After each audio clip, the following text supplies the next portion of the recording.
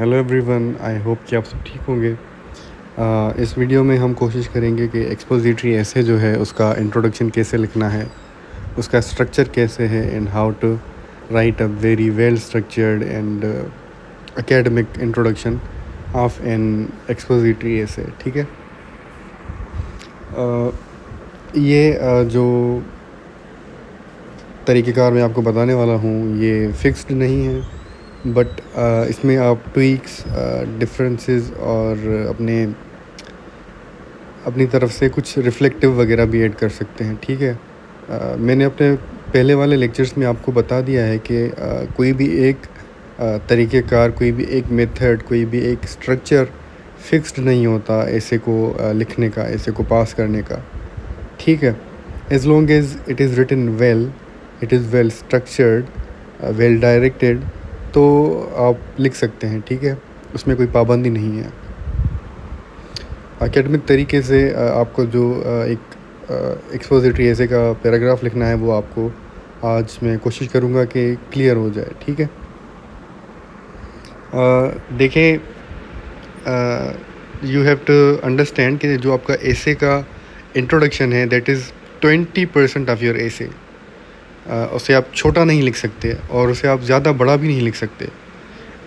उसको आपने कोशिश ये करनी है कि आपका वो एक परफेक्ट साइज़ में हो कि जब आपका एग्ज़ामिनर आपका इंट्रोडक्शन पढ़े तो उसे आपकी नॉलेज का पता चल जाए, उसे आपके एक्सप्रेशन का पता चल जाए और उसे ये भी समझ में आ जाए कि आपने टॉपिक को ठीक तरीके से एनालाइज़ किया है, ठीक तरीके से समझ लिया है। अगर आपने ऐसे को ओवर राइट कर लिया या फिर उसमें जो चीज़ें पूछी गई हैं उनको एड्रेस नहीं किया तो आपका जो इम्प्रेशन है वो गलत पड़ेगा। शुरुआत में ही अगर आपका इम्प्रेशन गलत पड़ गया तो ऑब्वियसली वो जो चेकर है वो अनइंटरेस्टेड तरीके से आपके बाकी के पैराग्राफ्स को चेक करेगा। तो बॉडी पैराग्राफ्स जो होते हैं other than crunch paragraph, conclusion और इंट्रोडक्शन, उन पे ज़्यादा टाइम वो इन्वेस्ट नहीं करेगा अगर आपका इंट्रोडक्शन अच्छा नहीं लिखा हुआ।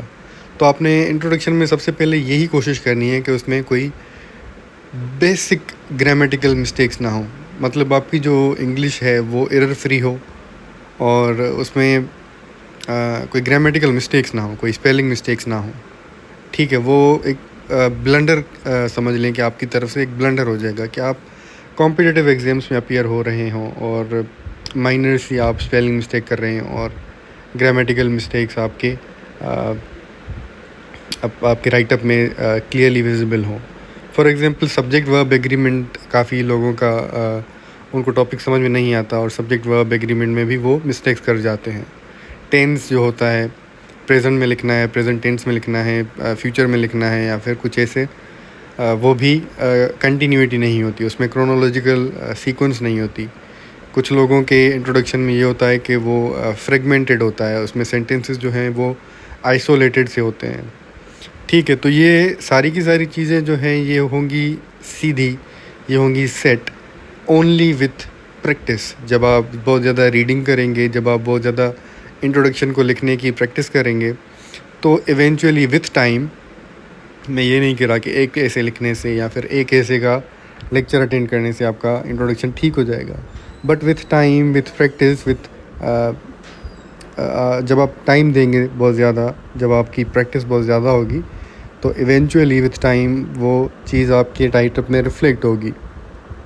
फॉर एग्ज़ाम्पल, अब अगर आप थीसिस स्टेटमेंट को लिखने की प्रैक्टिस कर रहे हैं over a period of time, मतलब आपने 3 महीने 6 महीने प्रैक्टिस की रेगुलरली, तो आपकी जो थीसिस स्टेटमेंट होगी वो आप कम टाइम में लिख पाएंगे और ज़्यादा निखार के, ज़्यादा एक्सप्रेसिव तरीके से, ज़्यादा कॉम्प्रिहेंसिव तरीके से लिख पाएंगे। दिस इज़ वाई एक चीज़ को कंटिन्यू तरीके से कंसिस्टेंसी के साथ प्रैक्टिस करना बहुत ज़्यादा इम्पोर्टेंट होता है सीएसएस के पर्सपेक्टिव में। तो आपका पहला ऐसे का इंट्रोडक्शन है वो हो सकता है ज़्यादा इम्प्रेसिव ना हो, उसमें काफ़ी सारे मिस्टेक्स हों, बट दूसरे वाले में थोड़ी कम होंगी, तीसरे वाले में और कम होंगी। तो ऐसे आपने कंटिन्यू रखना है। उससे मतलब आपने फॉर एग्ज़ाम्पल आपने एक टॉपिक के बारे में पढ़ा, आपके सामने एक स्टेटमेंट आ गई and you studied about it for almost a week, और एक हफ़्ते के बाद आपने वो टॉपिक अटेम्प्ट किया। एक हफ़्ते के बाद आपने उस टॉपिक को छोड़ दिया अटेम्प्ट करने के बाद, उसको एवेल्यूएट करवा लिया, बट आफ्टर दैट आपने 1 महीने तक इंट्रोडक्शन की प्रैक्टिस ही नहीं की, तो जो आपने एक हफ़्ता पढ़ के अटेम्प्ट किया था वो भी आपके लिए फ़ायदेमंद नहीं रहेगा, क्योंकि 1 महीने तक आपने उस चीज़ को टच ही नहीं किया। So you have to sort of put it in your routine कि आपने राइटिंग प्रैक्टिस करते रहना है, तब ही आपकी जो एक्सप्रेशन है, तभी आपका जो स्ट्रक्चर है, तभी आपकी जो राइटिंग की मसल मेमोरी है वो ज़्यादा डेवलप हो जाएगी। एक किस्म का जो रिफ्लेक्टिव तरीका होता है ना, वो आपका लिखने से आता है, जो डेवलप होता है। मतलब मेरा जो लिखने का अंदाज़ है, मेरा जो लिखने का राइटिंग स्टाइल है, वो दूसरे कैंडिडेट से डिफ़र करेगा, स्टैंड आउट करेगा, डिफरेंट होगा। और दूसरों का भी, मतलब हर किसी का अपना लिखने का अंदाज़ होता है। फॉर एग्ज़ाम्पल परवीन शाकिर हैं, एक पोइट हैं उर्दू की, और उनका जो लिखने का अंदाज़ है वो गालिब से, मीर तकी मीर से टोटली डिफरेंट है। मतलब एक शायर का लिखने का अंदाज़ दूसरे शायर से टोटली डिफरेंट होता है। सिमिलरली एक सीएसएस के एस्पिरेंट का लिखने का अंदाज़ दूसरे सीएसएस के एस्पिरेंट से टोटली डिफरेंट होगा। तो आपने बस ये अपना रट लेना है कि मुझे प्रैक्टिस करते रहना है। आपने एक टॉपिक के बारे में पढ़ लिया, उसका आपने इंट्रोडक्शन लिख लिया, या जो भी आपने फुल लेंथ ऐसे अटेम्प्ट कर लिया, but after that you have to move on to the next topic. आपने रुक नहीं जाना, आपने इस चीज़ को कंसिस्टेंसी के साथ कंटिन्यू रखना है, रुकना नहीं है। ठीक है। इसका जो लिखने का तरीका है इंट्रोडक्शन का, जो मैं पर्सनली यूज़ करता हूँ, मुझे आसान लगता है और एकेडमिक भी है। उसमें एक अच्छा सा स्ट्रक्चर मिल जाता है मुझे। बिना स्ट्रक्चर के इंट्रोडक्शन लिखना बहुत ज़्यादा मुश्किल हो जाता है। ठीक है। बिना प्रैक्टिस के, बिना स्ट्रक्चर के लिखना वो मतलब एक किस्म की सुसाइड है। But if you have practised a lot with a certain defined concrete structure, तो आपको लिखने में टाइम भी नहीं लगेगा। आपके जो थॉट्स होंगे, आपके आर्ग्यूमेंट्स, आपके आइडियाज़, वो एक क्रोनोलॉजिकल सीक्वेंस में कोहेरेंट तरीके से कनेक्टेड होंगे, वेल प्रेजेंटेड होंगे। ठीक है। तो जो फनल फार्मूला है, I try to use it in my own writeups. सबसे पहले आपने हुक देना है। ठीक है। अब हुक के अंदर आप मल्टीपल चीज़ें दे सकते हैं, आप उसमें लिमिटेड नहीं हैं, आप डिफरेंट चीज़ें दे सकते हैं। I am talking about expository ऐसे। उसमें आप कोई कोटेशन दे सकते हैं, कोई स्टेटिस्टिक्स दे सकते हैं, कोई एनेक्डोट दे सकते हैं। I personally love writing anecdotes. उनमें अच्छा सा एक्सप्रेशन आ जाता है। उनमें इसी लेक्चर में देयर इज़ अ सेपरेट, मैंने कोशिश की है कि आपको डिफरेंट एग्जांपल्स भी दे दूं, कि हर टॉपिक के अपने अपने एग्जांपल्स भी इसी ही वीडियो लेक्चर में कवर किए गए हैं, क्लाइमेट चेंज से लेके एजुकेशन तक। ठीक है। तो एनेक्डोट जो है वो मेरा पर्सनल फेवरेट भी है अमंग द हुक्स। तो हुक या फिर अटेंशन ग्रैबर जो है, ये इसलिए इम्पोर्टेंट होता है कि आपका जो एग्जामिनर है उसका आपने अटेंशन ग्रैब करना है। उस मतलब ये इसके पीछे फ़िलासफ़ी यही है कि वो आपका जो इंट्रोडक्शन पढ़े उसमें पहली कोई स्टेटमेंट इतनी स्ट्राइकिंग हो, इतनी अटेंशन सीकिंग हो, अटेंशन ग्रैबिंग हो कि उसका अटेंशन, फुल अटेंशन जो है, फुल फोकस, वो आप शुरू वाले ब्लो में ही हासिल कर जाएँ। हुक के पीछे यही फ़िलासफ़ी होती है। तो आपने कोशिश ये करनी है कि जो आपके हुक्स हों वो काफ़ी ज़्यादा इम्प्रेसिव हों, काफ़ी ज़्यादा रेलेवेंट हों। ठीक है। अगर रेलेवेंट ना हो तो आपने जो हुक के बाद वाले सेंटेंसेस होते हैं, तो आपने उनमें रेलेवेंस इस्टेब्लिश करनी है। ठीक है। This is Y hook is very important.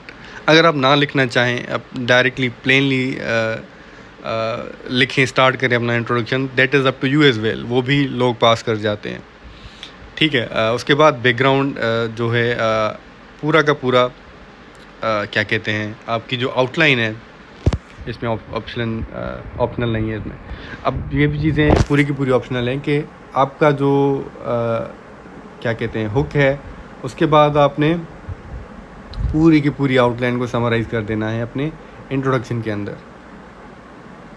जो जो आर्ग्यूमेंट्स दिए, main headings, crunch paragraph, secondary headings, solutions, आपने पूरे के पूरे सेंटेंसेस को समराइज़ करके अपने इंट्रोडक्शन में लिख देना है। कोई भी पॉइंट, कोई भी आर्ग्यूमेंट, कोई भी सब हेडिंग्स जो हैं वो आपने मिस नहीं करनी।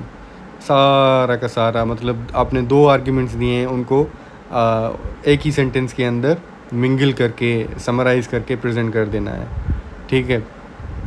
इससे मैंने जितने भी एसेज लिखे हैं उनमें एक कोहेरेंस नज़र आ जाती है, वेल स्ट्रक्चर्ड होता है आपका एसे।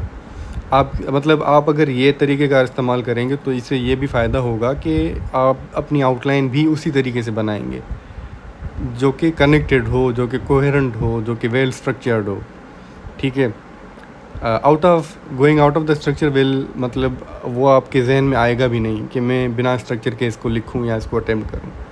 उसके एंड में आपने क्या करना है, आपने अपनी थीसिस स्टेटमेंट लिख देनी है, ठीक है। I always discourage writing thesis statement in the outline, but I always encourage, there are so many mentors, there are so many teachers, I can also name them, जो इनकरेज करते हैं writing thesis statement in introduction. Even जो CCE होती है, Sindh public service commission जो लेती है, उनमें स्पेसिफ़िकली इंस्ट्रक्शंस में लिखा होता है कि आपने जो थीसिस स्टेटमेंट है वो इंट्रोडक्शन के अंदर लिखनी है, ना कि आउटलाइन के अंदर, ठीक है। तो आई always encourage writing thesis statement only in introduction. और एक्सपोजिटरी में जो टॉपिक होते हैं, एक्सपोजिटरी एसेज होते हैं, उनमें you have to try and write your thesis statement by the end of your introductory paragraph. जब आपका इंट्रोडक्टरी पैराग्राफ एंड हो, ख़त्म हो जाए, तभी आपने कोशिश करनी है कि आपका आपने थीसिस लिखनी है बाद में, मतलब एंड में लिखनी है। आप उसमें डिफरेंट पेन यूज़ कर सकते हैं या फिर उसको अंडरलाइन कर सकते हैं, मतलब उसको हाईलाइट करके प्रेजेंट कर सकते हैं। That is totally up to you as well, optional होता है वो भी, ठीक है। थोड़ा बहुत हुक के बारे में बता दूं कि जो हुक होता है, it is designed to capture the reader's attention immediately. There are so many tactics, there are so many methods through which you can grab the attention of the checker, and hook is a very academic and very professional way to do that, ठीक है। Sophisticated tone आपकी set हो जाती है hook से for the essay. Theme के हिसाब से जो मुख्तलिफ अप्रोचेज़ हैं वो आप यूज़ कर सकते हैं। आप किसी कोटेशन के साथ, किसी अथेंटिक कोटेशन के साथ स्टार्ट कर सकते हैं। When you utilizing quotation, it must be attributed accurately and immediately contextualized to explain its relevance to the prompt. देखें, आपने एक कोटेशन लिख दी शुरू में। कुछ लोग ऐसे होते हैं जो डायरेक्टली बोल्ड लेटर्स में या फिर डिफरेंट मार्कर के साथ कोटेशन लिख देते हैं और उसे बिना एक्सप्लेन किए, बिना उसकी रेलेवेंस इस्टेब्लिश किए और बिना उसे इंट्रोडक्टरी पैराग्राफ से कनेक्ट किए हुए वो अपना इंट्रोडक्शन शुरू कर देते हैं। That is something not advised by mentors. आपने ये करना है कि आपने कोटेशन लिखी, then you have to attribute it accurately, then you have to contextualize it, then you have to establish and explain its relevance. आपने उसे आइसोलेशन में नहीं छोड़ना, आपने उसकी रेलेवेंस को एक्सप्लेन करना है कि यहाँ पे इस कोटेशन का क्या मकसद है, यहाँ पे ये कोटेशन रेलेवेंट क्यों है। वो वाला पार्ट आपने स्किप नहीं करना, वो बहुत ज़्यादा इंपॉर्टेंट हो जाता है। फॉर एग्ज़ाम्पल, अगर आपका टॉपिक एजुकेशन पे आ जाता है तो आप कोटेशन, ये एक एग्जांपल ही है, education is the most powerful weapon which you can use to change the world, ठीक है। ये आपने कोटेशन यूज़ की, अब आप इसे मोल्ड करेंगे अपनी रेलेवेंस इस्टेब्लिश करने के लिए। These words highlight the transformative power of education in shaping individuals and Nations alike, ठीक है। तो इसमें से आपकी रेलेवेंस इस्टेब्लिश हो गई, मतलब ऐसे ही आपने कोशिश करनी है, ऐसे आपने आइसोलेशन में इसको नहीं छोड़ना। ये देखिए, मतलब ये आपने थोड़ी बहुत कोशिश की to establish relevance. For example, आप अगर आपका टॉपिक क्लाइमेट चेंज है, you can write We do not inherit the earth from our ancestors, we borrow it from our children. मतलब हम अपनी जो अर्थ है अपने एंसेस्टर से इनहेरिट नहीं करते, but we borrow it from the coming generation. मतलब एक किस्म की ये रिस्पॉन्सिबिलिटी है जिसकी हमें ख़याल रखना है बहुत ज़्यादा. ठीक है, उसके बाद अब हमें इसकी रेलेवेंस भी इस्टेब्लिश करनी है. This timeless reminder underscores that environmental protection is an existential responsibility rather than a matter of preference. ठीक है, अब आपने जो भी कोटेशन यूज़ कर रहे हैं आपने उसका सोर्स लाजमन मेंशन करना है ब्रैकेट के अंदर कि फ़लाँ इंसान ने कहा था, फ़लाँ बुक में कहा था, या फ़लाँ इंटरव्यू वगैरह में जहाँ से भी आप सोर्स निकाल रहे हैं. सोर्सेज जो होते हैं उनके ऊपर मैं अलग से वीडियो बनाऊंगा कि आपने सोर्सेज को साइट कैसे करना है, उनको रेफरेंस कैसे देना है उनका, और उनका कौन कौन से रेफरेंसेस हैं जो कि आप एकेडमिक तरीके से प्रेजेंट कर सकते हैं. ठीक है, उनके ऊपर there will be a separate dedicated video. ठीक है, तो ये कुछ कोटेशंस थी जो there was no reference about them. ये बस एक मिसाल समझ लें कि एग्जांपल देने के खास for the sake of example जो मैंने प्रेजेंट की थी, तो आपने उनका रेफरेंस और साइटेशन लाजमी देनी है. उसके बाद आपने उसको रेलेवेंस बताना ही कि ये जो कोटेशन है वाई दिस इज़ इम्पोर्टेंट. ठीक है, this timeless reminder underscores that environmental protection is an existential responsibility rather than a matter of preference. ऐसे हमारा रेलेवेंस भी इस्टेब्लिश हो गई. उसके बाद startling facts and global realities, मतलब आप उनसे भी शुरुआत कर सकते हैं. कोई बहुत बड़ा फैक्ट इन फिगर आपके सामने आ जाता है, या फिर कोई ग्लोबल रियलिटी आ जाती है आपके सामने, आप if that is relevant to the topic, if that is relevant to the essay, आप उसे लिख सकते हैं. बस आपने मेक श्योर ये करना है कि that is some interesting, that is something worth grabbing the attention. A stark objective fact positions a candidate as a well-read individual grounded in contemporary data and global dynamics. मतलब आप अगर कोई ऐसी चीज़ site कर रहे हैं तो उससे इम्प्रेशन ये पड़ेगा that the candidate is a well-read individual. Candidate is a well-read individual. और यही तो हमें चाहिए. This is what we all want. कि जो इम्प्रेशन है हमारा वो ऐसे जाए कि candidate is a well read individual. This is why we can use startling facts and global realities. For example water crisis पे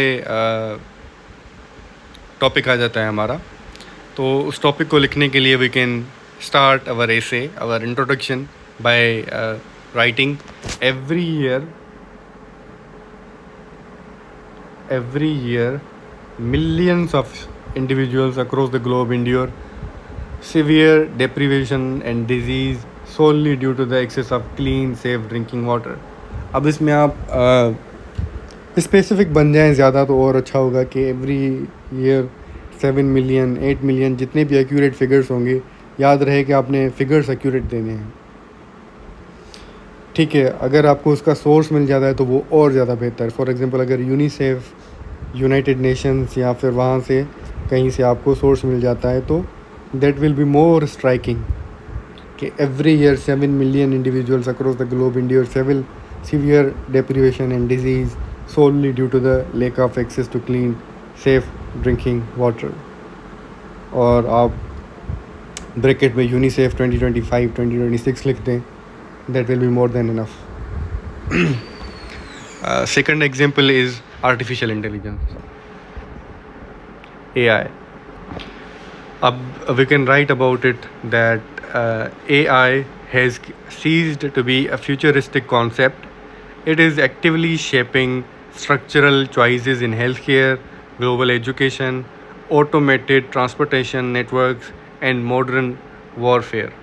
देखें, आर्टिफिशियल इंटेलिजेंस की जो आज के दौर में सिग्निफिकेंस है, आज के दौर में इम्पोर्टेंस है, आज के दौर में उसका जो इन्फ्लुएंस है, इस एक ही सेंटेंस के अंदर हमने उसका पूरा का पूरा बता दिया कि कौन कौन से एस्पेक्ट्स हैं जिनके ऊपर ये जो आर्टिफिशियल इंटेलिजेंस है उसके ऊपर डोमिनेट कर रहा है, ठीक है। उसके बाद हम एनेक्डोट्स भी लिख सकते हैं, जैसे मैंने बताया कि ये मेरे फेवरेट होते हैं एनेक्डोट्स। एक किस्म का एस्थेटिक, एक किस्म का आर्टिस्टिक टच मिल जाता है इसमें जब हम ग्राउंडेड रियलिटीज़ पे आ जाते हैं, एक स्टोरी के तरीके से, एक नैरेटिव तरीके से। An anecdote itself is a highly compact, illustrative narrative or scene that mirrors a broader systematic reality.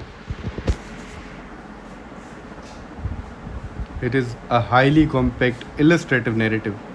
देखें ये it is a narrative or a scene that mirrors a broader systematic reality.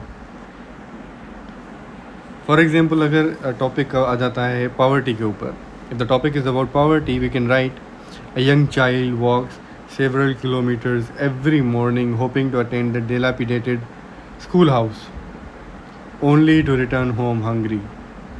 This single recurrent scene reflects the harsh systematic realities faced by millions living beneath the poverty line. देखें कितनी खूबसूरत तरीके से हमने लिख दिया कि जो पावर्टी है वो कैसे मिलियंस को अफेक्ट कर रही है। बड़े ही सिंपल तरीके से, बड़े ही खूबसूरत तरीके से हमने बता दिया कि why poverty needs to be eradicated. जब जो भी टॉपिक हो हमारा, जैसे भी उसकी नेचर हो, जो भी स्टेटमेंट हो हमारी, हम उसके तरीके से अपने एनेक्डोट को तैयार करेंगे। अभी तो मैंने सिर्फ सिंपल ही लिखे हैं एग्जांपल के तौर पे, जैसे आपको मतलब एक किस्म के जहन में बैठ जाए। फर्दर कॉम्प्लिकेटेड एनेक्डोट्स जो होंगे, फर्दर पास्ट पेपर से हम टॉपिक्स उठाएंगे and we will try to make anecdotes, और फिर उनके ऊपर हम पूरे के पूरे इंट्रोडक्शन लिखने की कोशिश करेंगे। Now if we try to write about the topic about social media, तो हम लिख सकते हैं कि a teenager wakes up and scrolls through digital notification before acknowledging और speaking to anyone in the household. ये सच्चाई है। Such scenarios have normalized isolation and transformed interpersonal dynamics in contemporary society. देखें कितनी खूबसूरत तरीके से, कितनी सादगी के साथ हमने बहुत ही ज़्यादा रेलेवेंट और बहुत ही ज़्यादा स्ट्राइकिंग बात कर दी, जो कि राइटर को बहुत ही ज़्यादा रियल भी लगती है।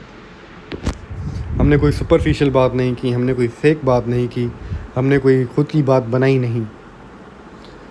एक सादा तरीके से, एक खूबसूरत तरीके से, बहुत ही ज़्यादा एकेडमिक तरीके से हमने अपनी बात कर दी। This is why I admire writing anecdotes.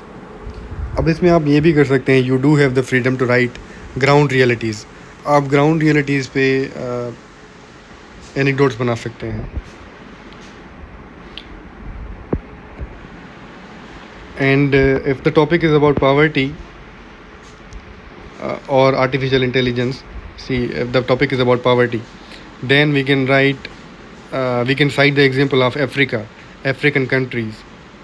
For example, अगर हम इस ही example में लिख दें कि a young child from Nigeria, from Africa, यहाँ पे इसी जगह पे हम लिख दें किसी भी गरीब मुल्क का एग्जाम्पल दे दें, वहाँ पे वो ग्राउंड रियलिटी भी हो जाएगी, वो एक सादा सा, सिंपल सा, ऑथेंटिक एक एनेक्डोट भी बन जाएगा। This is why I personally prefer writing anecdotes. Moving ahead, we can also write rhetorical questions. अब ये आप पे डिपेंड करता है कि आप इंट्रोडक्शन की शुरुआत में रिटोरिकल क्वेश्चंस दे दें या फिर you write them by the end of your introduction. ये पूरी तरीके से ऑप्शनल होता है। इफ़ यू आस्क मी, मैं ये सजेस्ट करूँगा to end your introductory paragraph with certain rhetorical questions. A profound question that immediately engages examiner's critical thinking, setting up logical necessity of your essay. देखिए, rhetorical questions में ये होता है कि you have to be very good at it to attempt to write rhetorical questions in your introductory essay. अगर आपके पास ये skill नहीं है तो आई विड सजेस्ट कि rhetorical questions ना लिखें, ठीक है। बट अगर आप ने इस पर बहुत ज़्यादा प्रैक्टिस की है, you are well aware of rhetorical questions, तो आपके पास ये फ्रीडम है कि आप लिख सकते हैं। ठीक है, बट इफ़ नॉट तो this is not something for you. अगर हम आ जाते हैं करप्शन के एग्जाम्पल पे, can a nation truly achieve sustainable structural prosperity when institutional corruption transitions into an accepted facet of everyday life. देखें, ये बहुत ही ज़्यादा स्ट्राइकिंग सवाल होते हैं जो आपकी क्रिटिकल थिंकिंग को डायरेक्टली क्या कहते हैं अफेक्ट करते हैं, टारगेट करते हैं। ऐसे ही सवाल अगर आपके राइटअप में शुरुआत में ही आ जाएं तो जो चेकर होगा, जो एग्जामिनर होगा, वो समझेगा कि this is a very well striking question to begin with. तो एक अच्छा एक एकेडमिक एक्सप्रेशन आपका इम्प्रेशन पड़ सकता है। दिस इज़ वाई ये रिटोरिकल क्वेश्चन जो होते हैं वो इम्पोर्टेंट होते हैं। बट इफ़ यू आर, मैं अगेन इस बात पे एम्फेसाइज करूँगा that you have to be very good at writing these rhetorical questions. If not तो मैं सजेस्ट नहीं करूँगा। देखें, मैंने पहले भी इसी वीडियो में एम्फेसाइज़ किया कि you have to be consistent with your writing. आपने लिखते रहना है। Majority of the students do not qualify the written part of CSS exam. तो आपके जहन में ये बात क्लियरली बैठ जानी चाहिए कि CSS इज़ मोर और लेस अ रिटन एग्ज़ाम। तो रिटन एग्ज़ाम क्वालिफाई करने के लिए आपकी राइटिंग प्रैक्टिस बहुत ज़्यादा होनी चाहिए। ऐसे ही आपने अपने जो रिटोरिकल क्वेश्चंस हैं उनको इम्प्रूव करना है, उनको बेहतर करना है, उनको पॉलिश करना है। तो you have to keep writing different rhetorical questions about different topics. जैसे अभी करप्शन के ऊपर लिखा है हमने, अभी वुमेन एम्पावरमेंट के ऊपर लिखा है। ऐसे ही पॉवर्टी के ऊपर लिख सकते हैं, climate change, water crisis, gender equality, मुख्तलिफ टॉपिक्स हैं। तो अगर आप ये if you want to take this road, you must remember कि आपने इसके ऊपर बहुत ज़्यादा प्रैक्टिस करनी है। फॉर एग्ज़ाम्पल, जैसे मैंने बताया आपको ये करप्शन वाला example, can a nation truly achieve sustainable structural prosperity when institutional corruption transitions into an accepted facet of everyday life. ठीक है, उसके बाद टॉपिक आता है हमारा वुमेन एम्पावरमेंट। उसके ऊपर भी एक रिटोरिकल क्वेश्चन है। थक गया थोड़ा मैं। How can any civilization realistically claim to pursue comprehensive development while actively marginalizing or ignoring half of its total population? देखिए, ये कितनी गहरी बात है, कितना गहरा सवाल है कि आप रियलिस्टिकली इतनी कॉम्प्रिहेंसिव डेवलपमेंट कैसे अचीव कर पाएंगे जब हाफ ऑफ द पॉपुलेशन जो है उसको आपने मार्जिनलाइज कर दिया है एक्टिवली। कितनी स्ट्राइकिंग बात है ये। How realistic and how provocative, जो आपकी क्रिटिकल थिंकिंग को उजागर कर दे। ऐसे किस्म के सवाल होते हैं रिटोरिकल क्वेश्चंस।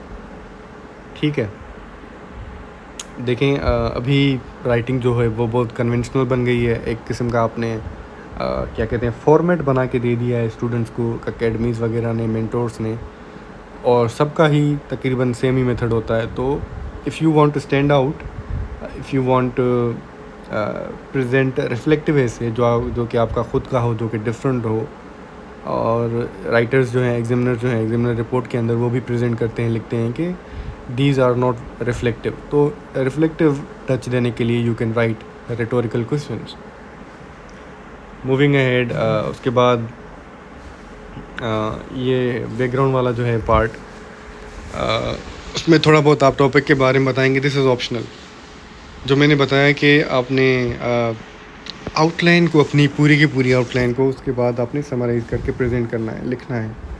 उसमें आपने कोई भी सेंटेंस, कोई भी आर्ग्यूमेंट, कोई भी sub heading, you can not omit that, you have to mention it. आपने 2 सेंटेंसेस को मिंगल करके लिखना है ताकि आपकी आउटलाइन बड़ी ना बन जाए। एक साइज़ का ख्याल रखना है। You can write up to 200 to 220 words, 180 से 220 तक आपकी मार्जिन होनी चाहिए इंट्रोडक्शन की साइज़ की। 180 to 220 वर्ड्स इंट्रोडक्शन के अंदर, नथिंग बिलो और अबव दैट।